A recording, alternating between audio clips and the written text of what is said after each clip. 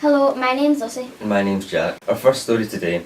The new Microsoft Watch will be on sale in the UK in April. However, the product will be very similar to the Apple iWatch, but will be much cheaper. How will this impact the wearable technology industry? We'll pass over to Melissa to tell us more. Microsoft have recently launched a new product called the Microsoft Band. It is similar to the Apple Watch, but is a lot cheaper and does the same things. It will be released in April in the UK, but is already on sale in the US. The band is targeted towards the fitness crowd because it measures your steps, how many calories you've burned, and it also comes with a GPS. It can connect with apps from your phone, but some people think the looks of the product might affect the sales. We've found out some of the opinions of people on this product. Have you heard about the new Microsoft Band? No, I hadn't heard until you showed me it today. Do you think that people will buy this rather than buying the Apple Watch? I think a lot of people will. I think a lot of people prefer the Microsoft brand to the Apple brand. Some people are loyal to the Bill Gates Microsoft brand and some people like Apple. I happen to buy both, but some people tend to like to stick to Microsoft. What is your opinion on the Microsoft Band? I quite like it. I have a watch that does my heart rate, and I've got one that I use for running that does GPS, and one that does my laps when I'm swimming. So if I had one that did all three together, I would certainly consider buying that, yes. Okay, thank you for your time. Thank you. Thank you to Melissa for that interesting story. Recently, the American media has announced plans to join the fundraising effort in Red Nose Day. To tell us more about the work of comic relief, we will pass over to Carly and Ailey. Red Nose Day was launched in 1988 and is run every 2 years. People from the UK are finding fun ways to raise money for less fortunate people in Africa and the UK. Recently, America has announced that they will be taking part in Red Nose Day, raising money for children and charities in Africa, Asia, Latin America and the US. There will be a 3-hour show on NBC. The 12 charities that will be benefiting from the US show will include the Boys and Girls Clubs of America, the Children's Health Fund and United Way. Since the first show in the UK 30 years ago, more than £1 billion has been raised. What did the school do for Red Nose Day this year? Well, the school did one big event. It was the Great Bishop Bake Off, and essentially what that was is we asked student teachers and pupils to bake at their houses, and then we brought it all together and made a massive bake sale. It was really successful as far as I'm aware, and we raised quite a lot of money. Do you think the school could contribute more to Red Nose Day? We do have our own school charity which we do an incredible amount of work for. However, I do feel we could have contributed a wee bit more this year. So next year we're looking to contribute a wee bit more, maybe doing another, say, 2 or 3 events, just to help raise more money and stuff, because I think it was a few years ago, the secretaries decided to do a sleepover and raised a lot of money, so I feel we could have done better this year. However, we still raised a good amount. What activities do you think the school could take part in the future for Red Nose Day? Well, obviously there's a variety of activities the school can take part in to raise money. A personal favourite of mine would be maybe a penalty competition, or even a sponsored walk or sponsored dress down day. However, whatever the school does, it genuinely does generate a lot of money, so it's not really what we do, it's just how much we do. Thank you. On Saturday night, Bishopbriggs Academy will host a prestigious gala dinner for the Beats and Cancer charity. Our school reporter Aidan will tell us more. Thank you, Jack. Yes, the Essex pupils of Bishopbriggs Academy are planning a gala dinner on the 21st of March 2015. This is going to be a black tie event with a meal, auction, raffle and ceilidh to finish. It is promised to be a fantastic evening, and it is hoped the gala dinner will raise several £1,000s for Beats and charity. And so I will now be speaking with the head teacher of Bishopbriggs Academy, Mr. Molesdale. I am here to talk to Mr. Molesdale, the head teacher of Bishopbriggs Academy, about the gala dinner, which is an event on this Saturday night. So Mr. Molesdale, could you briefly summarise what the gala dinner is actually about?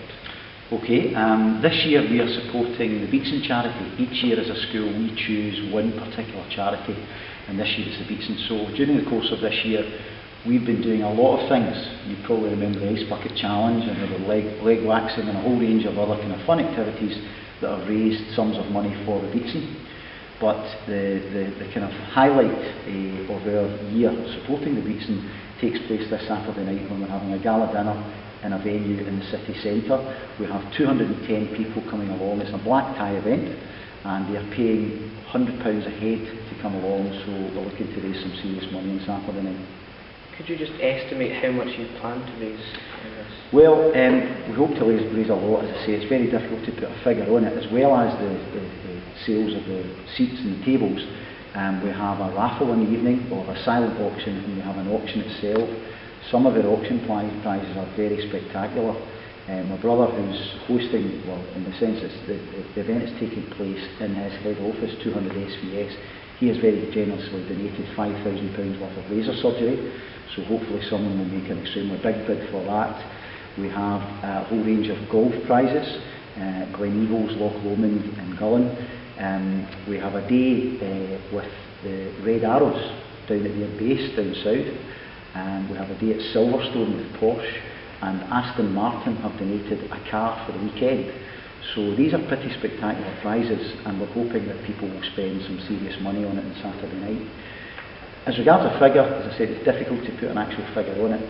6 years ago we were involved with the charity called the Princess Trust, and we had a similar gala dinner at Kelvin Grove Art Gallery, and that night we raised £27,000. I think on Saturday we might be able to beat that figure. So maybe something in the region of 30,000. What is your involvement in the gala dinner? Well, my involvement has been that I obviously spoke to my brother about getting the venue, and I've managed to get some parents to take tables, and also one or two of the auction prizes. I've managed to persuade people to be generous and donate these. But most of the organisation has been done by Kirsty Mills, one of the members of staff, and their senior pupils. So my part in it has been quite a small one, to be quite honest with you. But I'm going along to the event, and I'm very much looking forward to it. Thank you. You're welcome. I hope our viewers now have a better understanding of the prestigious event, which is all for a great cause. Now back to Jack and Lucy in the studio. Our final story today. Tomorrow morning, Britain will wake up to one of the universe's natural phenomena. Kwame and Satvir will now tell us more about the solar eclipse. Hi, my name is Kwame. And my name is Sabra. Today we will be representing Bishop Briggs Academy, and we will be talking about the solar eclipse, which will be happening on 20th of March 2015 from approximately 8:30 to 10:30. The eclipse can be seen in many parts of the world, stretching from Greenland to parts of northern Africa and all the way across to Siberia. The solar eclipse is when the sun is hidden behind the moon. I will now hand you over to Callum, who will be interviewing Mr. Young. How rare is the eclipse, and why is this? Well, eclipses are not that rare. Total eclipses are quite rare. The reason for this is that the shadow that the moon casts on the earth is very small. It's only about 10, 20 or 30 miles wide. And the other reason why it's quite rare is that the moon is not in the same plane as the earth and the sun. So it's at an angle, and so the possibility of them lining up is quite rare. And why can you not wear sunglasses to view this? Well, the amount of radiation coming directly from the sun into your eye would be far too large, about 100,000 times what you can actually cope with. And that's why the glasses themselves that are required to view the eclipse are extremely dark, and you can't see anything else apart from the sun. Why can you only see it in certain parts of the world? Again, the reason for that is that the shadow cast by the moon on the earth is very small. Okay, so it's only a few, 10, 20, 30 miles wide, depending on the angle. And so that's has a very small track along which it travels. And so it's only, you can only see the totality, which is when it's completely blocked out in a very small region of the earth. Is there any equipment that can project this event? Yes, there is. Any optical instrument, telescope, binoculars can be used to project an image of the eclipse onto a wall or a screen. Set up over there. I was doing that earlier, showing the classes how you can project the image of the sun onto the wall. Now that we have heard some information from the solar eclipse from the physics teacher, Mr. Young from Bishop Briggs Academy. Now over to Max, who will talk about the weather. Hi, I'm Max. On Friday it will be a rather cloudy day with isolated showers, mainly during the afternoon. Some brighter spells creeping through at times. These are more likely to happen in the south during the afternoon. Cool northwesterly winds and maximum temperature will be 11 degrees Celsius. The temperature will vary from 6 degrees to 11 degrees Celsius. I hope this news report has educated you about the upcoming solar eclipse. I'm Kwame. And I'm Satvir from Bishop Briggs Academy. Thank you, Kwame and Satvir. Well, that brings us to the end of our news broadcast today. We hope you have found it enjoyable and informative. So once again, my name's Lucy. And my name's Jack. Until next year.